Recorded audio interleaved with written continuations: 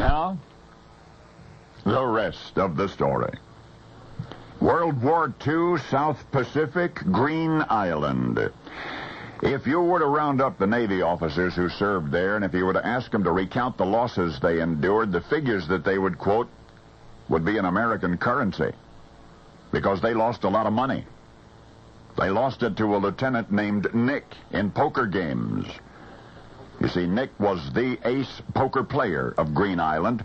His Navy buddies, in mournful retrospect, can never recall an incident when Nick lost at poker. He just seemed unbeatable. Even more remarkable, before his assignment to Green Island, he had never played poker in his life. Again, it's World War II. We're in the Pacific Theater, and the Japanese had evacuated Green Island. The Navy had taken over. Nick was a ground officer, a lieutenant, and his job was to supervise the arrival and the distribution of cargo brought by Navy transports. Despite occasional Japanese bombing raids, there was not a lot of action on Green Island unless you count those nightly poker games. The games were held in a recreation tent, bamboo furnishings, pin-up pictures to enliven its otherwise dreary interior. Now remember, Nick had never played poker before. Yet such was the significance of poker to the Navy men at Green Island that Nick knew that he just had to learn how to play. Early in his tour of duty, he asked a scout officer if there was any sure way to win at poker. The officer confessed that there was no sure way, no foolproof technique, but there were many theories. And he said if Nick had the patience, he, the scout officer, would teach him the game.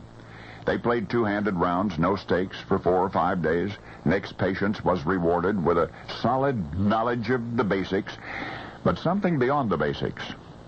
Something more than what he could be taught. It just seemed there was a card-playing genius lying dormant in Nick, and that genius soon gained him a reputation throughout the South Pacific. I mean in the big games under the recreation tent, when the stakes went up from pennies to something more than that. Nick played for keeps. The losers credited his consistency to his unparalleled poker face. It was a splendidly non-committal expression, which remained unvaried before the best and the worst of hands. You just couldn't tell. Give you an example? He once bluffed a lieutenant commander out of $1,500 with a pair of deuces. With a pair of deuces. You have forgotten the notorious Navy card shark of Green Island unless you were there. But anybody there will remember the poker face, and you may remember that. You see, Nick declined to spend his considerable wartime winnings, somewhere in the neighborhood of $3,500. Instead, he invested that money in himself and in his future. Nick, as you may have guessed, was his Navy nickname.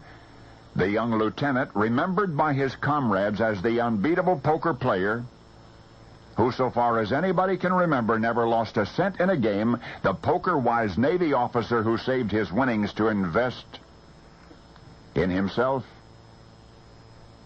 and in a political career. Nick was Richard Nixon. Richard Nixon.